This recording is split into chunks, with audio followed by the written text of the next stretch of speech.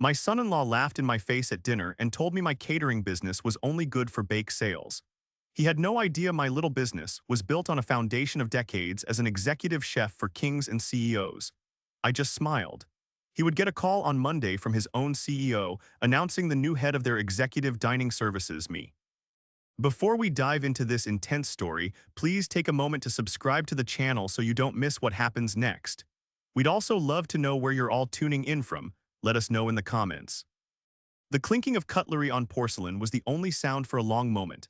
It felt unnaturally loud in the sudden, cavernous silence that had fallen over the dinner table. My daughter, Olivia, stared at her plate, her fork frozen midway to her mouth.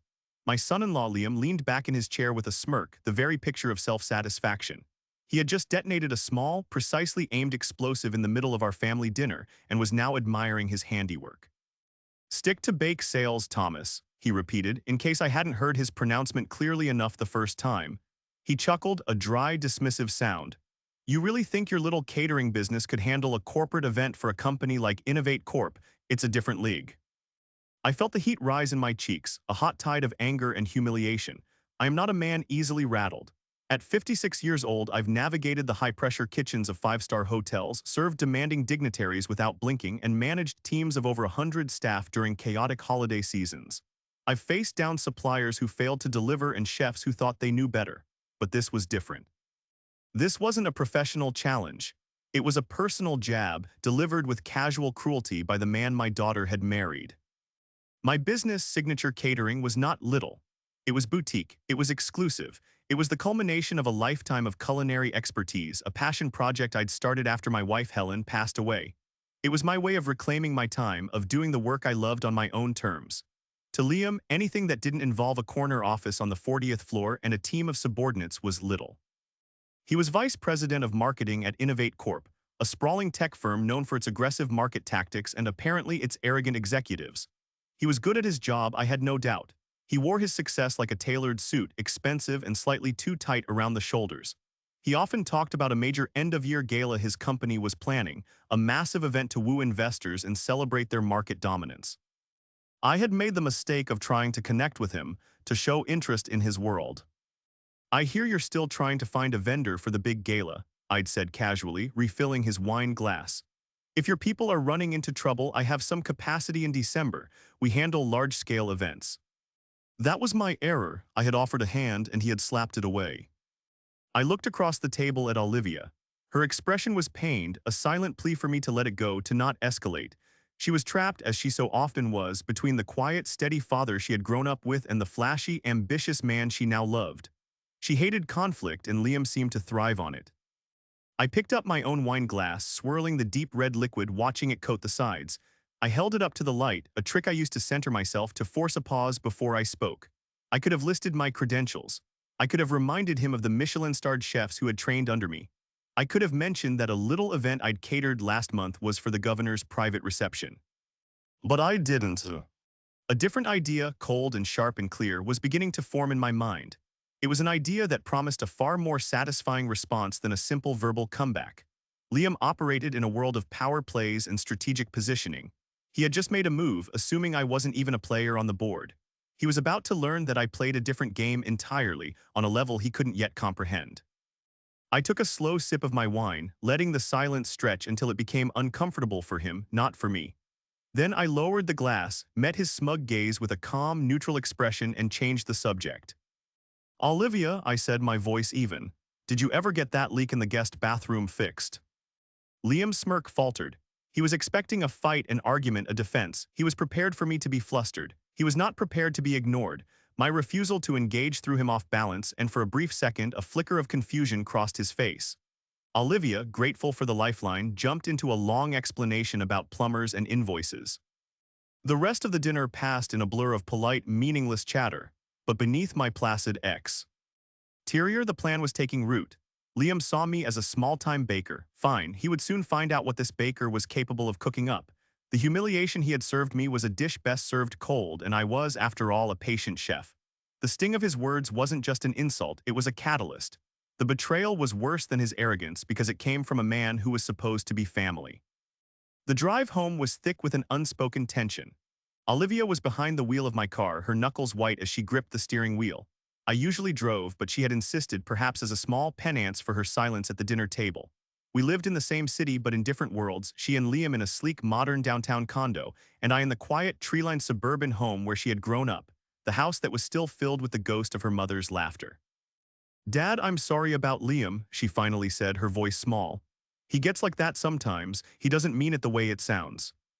"Oh, I think he means it exactly the way it sounds," I replied softly, not looking at her, just watching the city lights smear across the passenger window. "He's just under a lot of pressure at work," she continued, making the same excuse she always did. "That gala is a huge deal for him. His entire promotion hinges on it going perfectly. He sees everything through that lens of corporate competition." "There was no competition at the dinner table, Olivia. It was just family." "I know," she sighed, a sound heavy with resignation. "I should have said something." "What would you have said?" I asked, genuinely curious. She was quiet for a moment. "I don't know," she admitted. "That he was being rude, that my father is a brilliant chef who could cater any event he wanted to, he wouldn't have listened, he would have just called me naive." And there it was, the core of the problem. Liam had not only cultivated an image of success for the outside world, but he had also managed to sell it to his own wife, making her feel that her perception of her own father was somehow quaint and unsophisticated. He had convinced her that his world of spreadsheets and marketing decks was the real world, and my world of flavor profiles and precise execution was a mere hobby. I reached over and placed my hand on her shoulder. "It's all right, sweetheart, you don't need to fight my battles." But as I said it, I knew this battle was one I fully intended to fight, just not in the way anyone expected. Liam's insult had opened a door I thought I had closed for good. For years, I had been content with my quiet life, building signature catering into a respectable, profitable business that allowed me to be my own boss. I had left the cutthroat world of high-end hospitality behind without a single regret. But Liam's condescension had awakened something dormant in me, the competitor, the strategist, the executive chef who had once thrived on impossible challenges. As we pulled into my driveway, the familiar shape of my home brought a wave of memories. I remembered teaching a young Olivia how to bake in that kitchen, her small hands covered in flour. I remembered long evenings with Helen, sketching out plans for the catering business on a napkin at the kitchen table, a dream we were supposed to build together. Liam's words hadn't just insulted my business, they had insulted that dream. They had trampled on Helen's memory. "Thanks for the ride, honey," I said, unbuckling my seatbelt. "Don't worry about this, it'll be forgotten by morning." She gave me a weak smile, knowing it was a lie but grateful for it nonetheless. I watched her drive away before turning to unlock my front door. Inside, the house was quiet. I walked into my home office, a room lined with bookshelves filled not with novels but with cookbooks from around the world. On my desk, under a stack of invoices, was my old Rolodex. It was an archaic thing in this digital age, but I could never bring myself to throw it away. It was a relic from a past life. Each card containing the name and number of a person I had met during my 2 decades as the executive chef at the Grand Elysian Hotel. I flipped through the worn cards, the names a litany of my history. Food critics, celebrity guests, powerful executives, even a few minor royals. And then I found the one I was looking for. Harrison Charles, CEO, Sterling Financial. The card was old. I knew for a fact that Charles Harrison had left Sterling Financial years ago to take the helm at a burgeoning tech company, a company called Innovate Corp. I remembered Mr. Harrison vividly, a man with a discerning palate and a no-nonsense attitude. He hated mediocre food, especially the bland, uninspired fare served at most corporate functions. He used to complain about it to me over his usual order of pan-seared scallops. Liam saw me as Thomas, Olivia's dad, the small-time caterer. He had no idea that I was also Chef Toma. As the man Mr. Harrison used to trust implicitly with his most important client dinners. Liam thought he knew everything about the world of power and influence. He was about to find out that some of the most influential conversations happen not in a boardroom, but over a perfectly prepared meal. He had forgotten one crucial thing, a distinction that was about to change his world. There is a difference between a caterer and a chef, and I was a chef. To understand why Liam's words cut so deep, you have to understand where I came from. For 20 years, I wasn't just a chef. I was the executive chef at the Grand Elysian, one of the most celebrated hotels on the East Coast. My life was a relentless whirlwind of 90-hour work weeks, meticulous menu planning, and the constant, crushing pressure of maintaining a 3-star rating. I lived and breathed that world.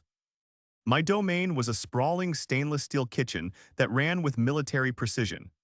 I managed a staff of over 100, from sauciers to pastry chefs to the small army of dishwashers who were the unsung heroes of the operation. I thrived on that pressure. I loved the artistry, the science, the raw, visceral energy of a busy dinner service. My wife Helen understood it. She was a hotel manager herself, and we had met amidst the organized chaos of the hospitality industry. She knew the sacrifices it required, but she also saw the toll it took. When Olivia was born, Helen was the one who managed our home life, who made sure our daughter had at least one parent who wasn't just a fleeting presence at breakfast. When Helen got sick, everything changed. Her illness was aggressive and swift, and suddenly the frantic pace of my job felt not exhilarating but meaningless. The long hours I spent away from home became a source of profound regret. After she passed, the silence in our house was deafening. I looked at my teenage daughter who was trying so hard to be brave for me, and I knew I couldn't continue living that life. I couldn't lose any more time with the only family I had left. So I walked away.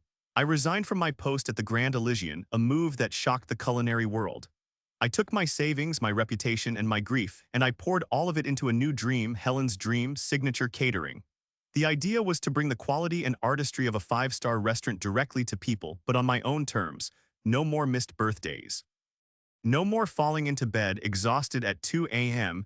It was a business built on the principle of a life well lived. A tribute to the woman who had taught me what was truly important. And it had been a success. I built a roster of exclusive clients who valued discretion and quality. I catered private gallery openings, charity fundraisers, and intimate family celebrations. I was happier than I had been in years. I had found a balance.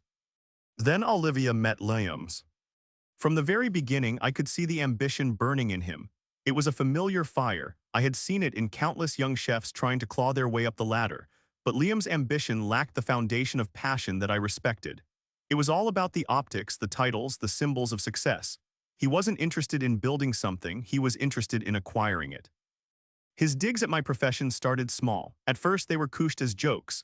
"Must be nice to have a job where you get to play with food all day," he'd say, or he'd ask with feigned curiosity, "So what does a little party like that actually pay?" He always referred to my work in diminutive terms, little parties, little business. A subtle but constant effort to frame my life's work as a quaint hobby. He couldn't comprehend why I would leave a position of power and prestige like the one I'd had at the hotel. In his mind, I had failed or been pushed out. He couldn't grasp the concept of choosing a smaller, more meaningful life. To him, downsizing was defeat. Olivia, bless her heart, would try to run interference. "Dad was one of the top chefs in the country, Liam," she'd say proudly. Liam would just smile his condescending smile. He'd emphasize. "Exactly. Anyway, in the corporate world, what you are doing is what matters, not what you are doing." Over the years, his comments became more brazen, culminating in the bake sale insult. He had grown comfortable in his perceived superiority. He saw a man in his 50s who wore chef's whites instead of a suit, who talked about fresh produce instead of profit margins, and he made his judgment. He saw a relic from a bygone era, not a master of a craft he couldn't even begin to understand. That Sunday night, sitting in my quiet office with his words still ringing in my ears, I felt a profound sense of injustice.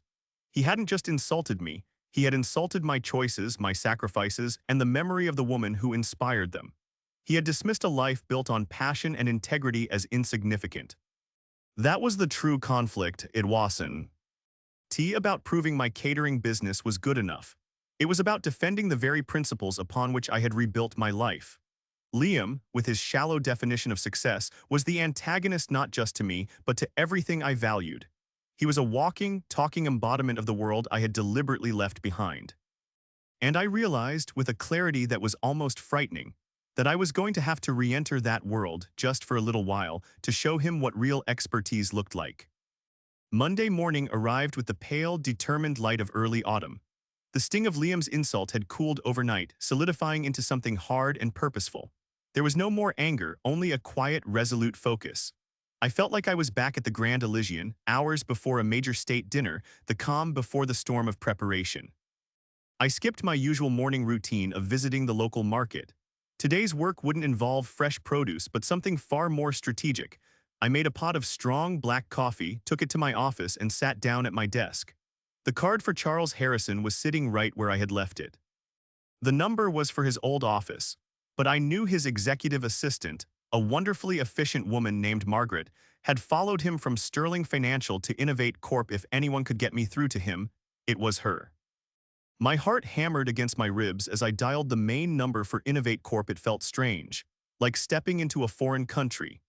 After navigating a robotic phone tree that seemed designed to prevent any actual human contact, I finally got through to the operator. "Charles Harrison's office, please," I said, my voice calmer than I felt. A moment later, a familiar, crisp voice answered. "Mr. Harrison's office, this is Margaret speaking." "Margaret," I said, a genuine warmth in my tone. "It's Thomas Chevalier from the Grand Elysian." There was a pause and then a gasp of delighted recognition. "Chef Thomas, my goodness, it's been years. I still dream about the truffle risotto you made for my anniversary dinner. How on earth are you?" We spent a few minutes catching up, the easy rapport of old colleagues falling back into place.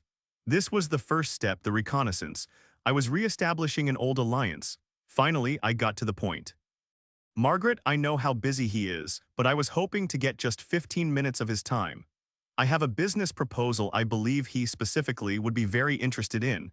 It concerns the quality of corporate dining." I heard the smile in her voice. "You have no idea, he complains about the food here constantly. He calls it beige cuisine. Let me see what I can do. He's flying to the West Coast on Thursday, but his Wednesday is surprisingly light. Can you be here at 10 a.m.? "I'll be there," I said, my pulse quickening. "And Margaret, it would be best if this remained confidential for now." "Of course, chef, discretion was always your specialty." After I hung up, a jolt of pure adrenaline shot through me. It was happening. I had less than 48 hours to prepare a pitch that could compete with national vendors, a proposal that would not only win a contract, but would also serve as the ultimate, unspoken rebuttal to Liam. This was my form of investigation. I didn't need a private eye, I needed market research. I spent the rest of Monday deep diving into Innovate Corp. I read their quarterly reports, their mission statement, their press releases. I needed to understand their corporate culture, or at least the one they projected. They were all about innovation, synergy, and disrupting the paradigm. It was a lot of buzzwords, but beneath it all, I saw a company obsessed with image and employee retention.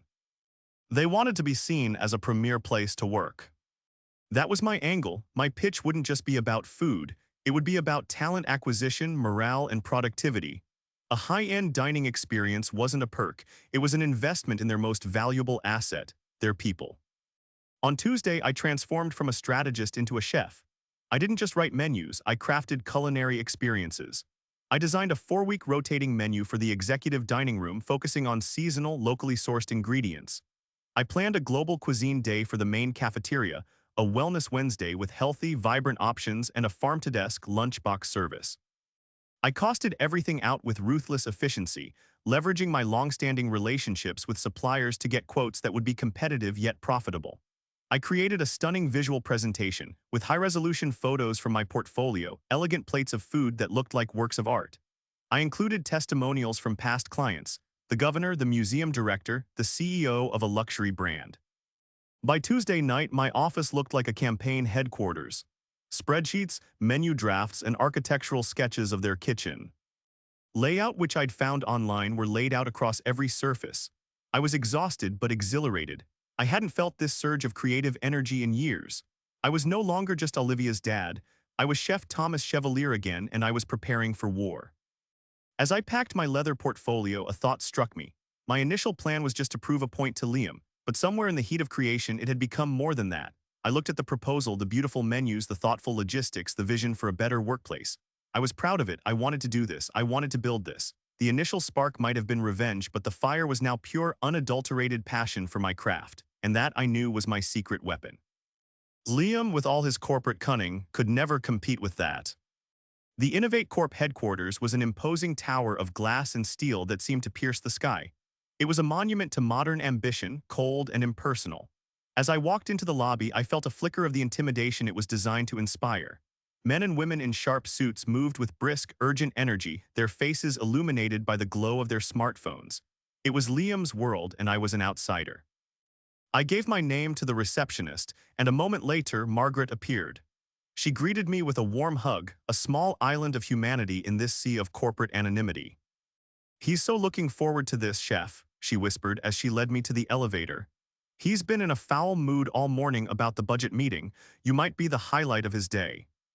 We rode up to the 50th floor, the executive level. The atmosphere here was different, hushed, rarefied. The carpets were thicker, the art on the walls more expensive. We walked past a series of glass-walled offices. Through one I saw a group of executives in a meeting, and among them looking stressed and self-important was Liam. He was gesturing emphatically at a whiteboard, completely oblivious to my presence just a few feet away. A small, cold smile touched my lips. He was so busy trying to climb the ladder, he never thought to look at who might be in the elevator going straight to the top. Mr. Harrison's office was a corner suite with a panoramic view of the city. He stood as I entered, a broad smile on his face. He was older, his hair grayer than I remembered, but his eyes had the same sharp intelligence. "Thomas, it's been too long," he boomed, shaking my hand firmly. "You look exactly the same. The quiet life must agree with you."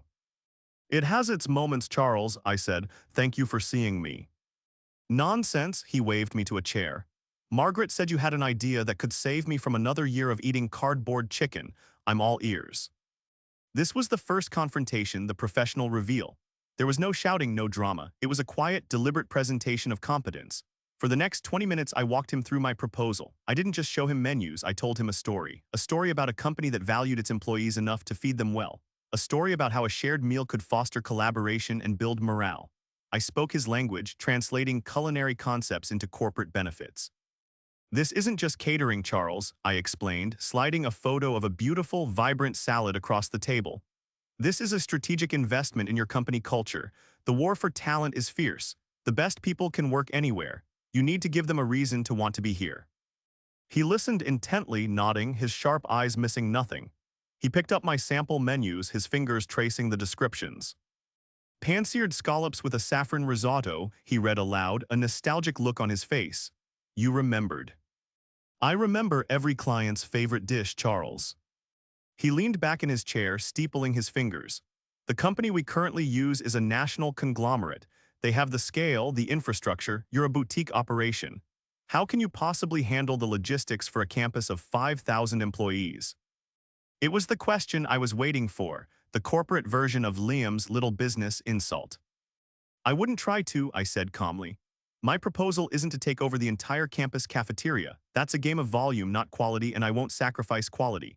My proposal is to transform your executive dining services, your C-suite, your client lunches, your board meetings, and your special events. That's where the first impression is made. That's where deals are closed. Let the conglomerate handle the volume. Let me handle what matters." I then slid the financial projections across the table. "And because my operation is lean and I have long-standing relationships with the best suppliers, I can do it for 15% less than what you're currently paying for your premium executive service." He studied the numbers, his eyebrows shooting up in surprise. I had appealed to his palate, his business sense, and his wallet. The battle was won. "Thomas, this is impressive," he said, finally looking up. "This is exactly what I've been looking for. The board has been pushing for cost-cutting, but I refuse to let our standards slip further. This proposal, it solves both problems." He stood up and walked to the window, looking out over the city. "And the annual gala, you could handle that as well." "I could orchestrate it with my eyes closed," I said, the confidence in my voice absolute. He turned back to me, his decision made.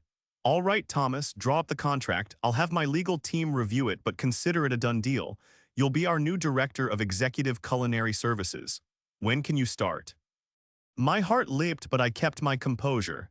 "We can be operational within 2 weeks."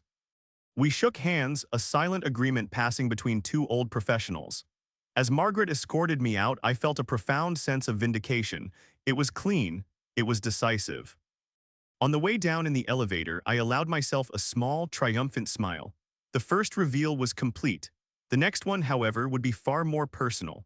The fallout from this meeting was about to cascade down from the 50th floor, and I knew exactly whose desk it was going to land on. The days following the meeting with Mr. Harrison were a blur of focused activity. The verbal agreement was one thing, turning it into a legally binding contract and an operational plan was another. The stakes had been raised from a theoretical point of pride to a very real high-value business arrangement. My little business was about to get a whole lot bigger. I brought in my lawyer to review the contract Innovate Corp's legal team sent over. It was ironclad and demanding, but fair. We negotiated a few minor points, and by Friday afternoon I had returned a signed copy via courier. The case wasn't just being built, the foundation was now set in concrete. That weekend, while Liam was probably playing golf or shopping for another expensive watch, I was building my team. My core staff at Signature Catering was small and loyal, but this new contract required expansion. I made calls to chefs I had trained years ago, talented people who had since moved on to other restaurants. I offered them not just a job, but a mission, to help me build the best corporate dining program in the country.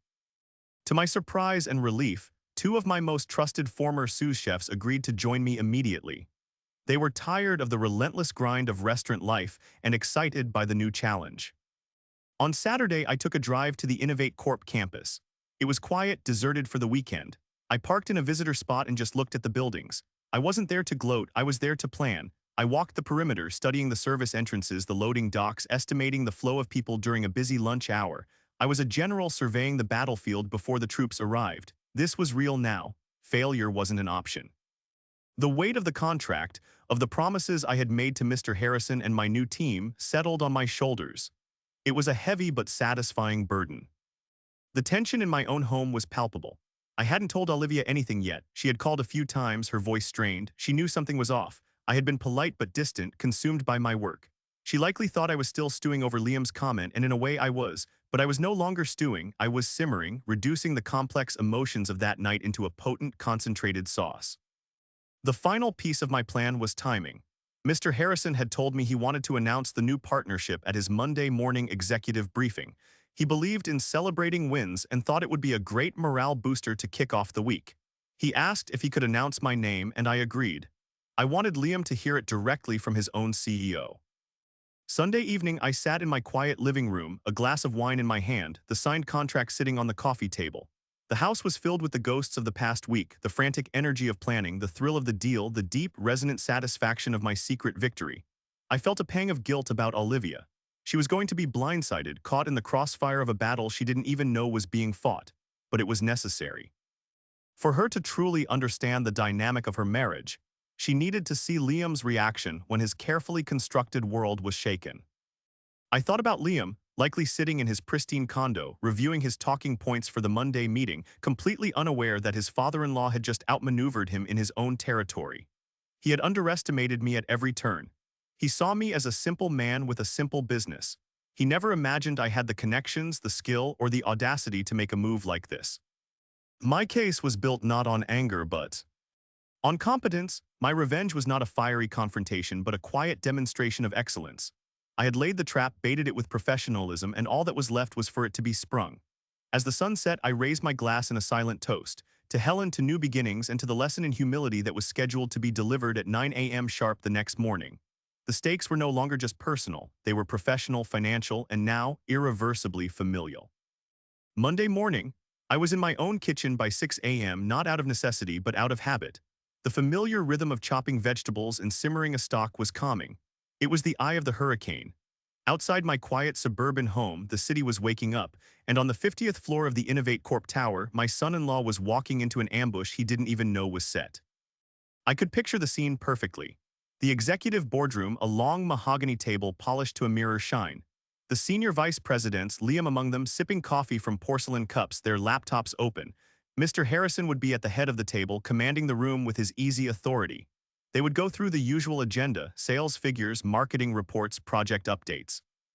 Liam would likely deliver a slick, confident presentation about the upcoming gala, perhaps even making a self-deprecating joke about the challenge of finding a catering vendor worthy of their brand. And then, under the agenda item New Business, Mr. Harrison would clear his throat. "Team," he'd begin, "I have some exciting news. As you know, we've been reviewing our vendor contracts to enhance quality while managing costs. I'm thrilled to announce that we are partnering with a new culinary director for all our executive services, including the gala." A murmur of interest would ripple through the room. Liam would lean forward, eager to hear which corporate giant had won the lucrative contract. "His name is Thomas Chevalier," Mr. Harrison would announce. "Some of you in the hospitality world might know the name. For 2 decades, he was the driving force behind the kitchens at the Grand Elysian. He's a master of his craft, and his new firm, Signature Catering, is going to completely revolutionize our dining experience. I consider this a massive win for our company culture." I imagine the silence that would follow, the confused looks from the other executives, and the look on Liam's face, the slow dawning horror, the blood draining from his cheeks. the frantic mental calculation as he connected Thomas Chevalier and Signature Catering to his bake sale father-in-law. It would be a moment of pure, undiluted professional humiliation, delivered not by me, but by the man whose approval he craved most. He would be trapped, forced to nod and smile, to applaud the massive win that felt like a personal catastrophe. My phone rang at 9:37 a.m. It was Olivia. Her voice was a choked whisper. "Dad, what did you do?" "Good morning, sweetheart," I said calmly. "I'm just enjoying a cup of coffee. What's wrong?" "Liam just called me. I've never heard him like that. He said you went behind his back. He said you're taking over the food services at Innovate. Is it true?" "It is," I said simply. "Why didn't you tell me? How could you do this without saying anything?" Her voice was trembling, a mix of shock and a daughter's hurt. "Because I needed you to see his genuine reaction, Olivia, not the one he would have performed for you if he'd known it was coming." I paused, letting that sink in. "He's on his way over here, isn't he?" "We both are," she said. "Dad, he's furious." "I'll put the kettle on," I said and hung up. 15 minutes later, Liam's sleek German sedan screeched to a halt in my driveway. He burst through my front door without knocking, his face a mask of incandescent rage. Olivia scurried in behind him, looking pale and distraught. "You," he snarled, pointing a finger at me. "You think this is funny, you think you're clever." "I think I'm a businessman who was presented with an opportunity," I replied, my voice level. I remained seated in my armchair, holding my coffee cup. My calmness seemed to infuriate him even more. "An opportunity? You humiliated me. You went to my CEO behind my back. You did this to make me look like a fool." "Did I?" I asked, taking a slow sip. "Or did you do that yourself? Let's recap, shall we? You at my dinner table in my home declared that I was unfit to handle a corporate event. You called my life's work a bake sale. You didn't just insult me, Liam, you fundamentally misunderstood who I am. You assumed I was small because it made you feel big." I set my cup down. "So no, I didn't go behind your back. I went through the front door. I called an old business acquaintance and made a professional pitch. The same thing you do every day. The only difference is my product was better." "This isn't about business." He spat. "This is a personal attack." "It became personal the moment you mocked my livelihood in front of my daughter," I countered, my voice hardening. "You brought the ethics of the boardroom to the family dinner table, so I responded in a language you would understand. This wasn't an attack, it was a clarification." Olivia, who had been standing silently by the door, finally spoke. "Liam, maybe we should just calm down." "Calm down," he whirled on her. "Whose side are you on? Your father just sabotaged my career." That was the moment of truth. I watched my daughter's face. I saw the conflict in her eyes, the years of placating him warring with the undeniable truth of what I was saying. "He didn't sabotage you, Liam," she said, her voice shaking but firm. "He's right, you were awful to him. I was there, I heard it. I've been hearing it for years, I didn't want to see it." She looked at me, her eyes filling with tears. "I'm so sorry, Dad, I should have stood up for you." Liam stared at her, utterly dumbfounded. He had expected her to be his ally, his defender. Her siding with me was a blow he hadn't anticipated, and it seemed to wound him more than anything that had happened in his CEO's office. The rage in his face began to crumble, replaced by a look of bewildered defeat. He had lost on all fronts. He sank onto the edge of the sofa, his head in his hands. The fight was over. Silence descended on the room once more, but this time it wasn't a silence of tension but of consequence. The family dynamic had been shattered, but in its place, something more honest was beginning to form. The first few weeks were an exercise in controlled awkwardness. I started my work at Innovate Corp, setting up my operations in the gleaming, underutilized executive kitchen. My new team was fantastic, full of energy and ideas. We were a small, elite unit operating within a massive corporate machine. The contrast was invigorating. Liam, on the other hand, avoided me like the plague. If he saw me in a hallway, he would abruptly turn and walk the other way. We were on the same corporate campus in the same building, yet we lived in different universes. He was civil in the few group emails we were both on, his tone stiff and professional, but he never spoke to me directly. Olivia became the bridge. She and I spoke every day. Our conversations were deeper and more honest than they had been in years. She told me that Liam was struggling, that his ego was shattered. He felt like a laughingstock among his peers, even though, as I suspected, most of them were too wrapped up in their own careers to care. The only person who truly mattered in that equation, Mr. Harrison, was thrilled with my work and praised me openly, which only made things harder for Liam. The turning point came about a month in. Mr. Harrison was hosting a critical lunch for a group of potential investors from a German tech firm. He wanted everything to be perfect. The pressure was on. For 3 days, my team and I worked tirelessly, crafting a menu that was both sophisticated and comforting, a subtle blend of modern American and classic German cuisine. The lunch was held in the main executive boardroom. I was in the kitchen, personally plating each dish, when one of the servers came back. "Chef," she said, "Mr. Harrison is asking if you can come out. The investors want to meet the person behind the meal." I wiped my hands on my apron, took a deep breath, and walked into the boardroom. The atmosphere was jovial, the investors laughing and talking with Mr. Harrison. Seated at the table, looking profoundly uncomfortable, was Liam. As VP of Marketing, his presence was required. Mr. Harrison saw me and beamed. "Ah, here he is. Gentlemen, this is the magician I was telling you about, Chef Thomas Chevalier." The investors, a group of stern-looking older men, broke into applause.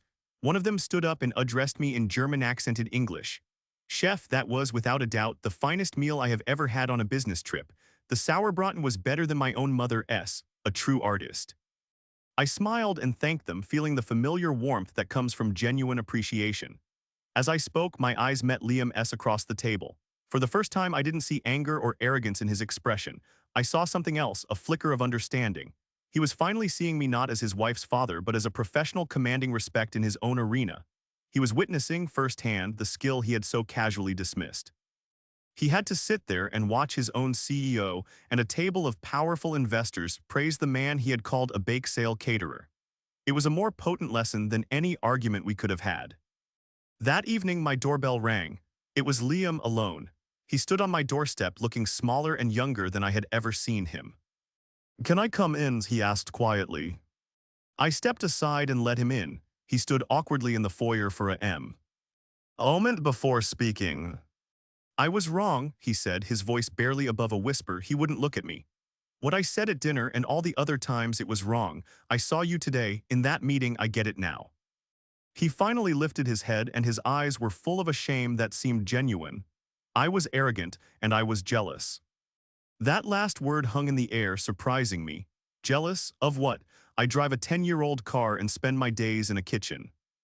"You're happy," he said, a sad smile touching his lips. "You love what you do and you're brilliant at it. You have a purpose that doesn't depend on a title or a bonus. I spend all my time chasing the next promotion, and I don't think I've ever felt the kind of satisfaction you must have felt today when those men applauded you." It was the most honest thing he had ever said to me. I saw the insecure young man behind the expensive suit. "Thank you for saying that, Liam," I said, my voice softer than I intended. It wasn't a magic fix. Our relationship didn't transform into a warm, friendly bond overnight, but it was a start. It was a foundation of honesty and a newfound, hard-won respect.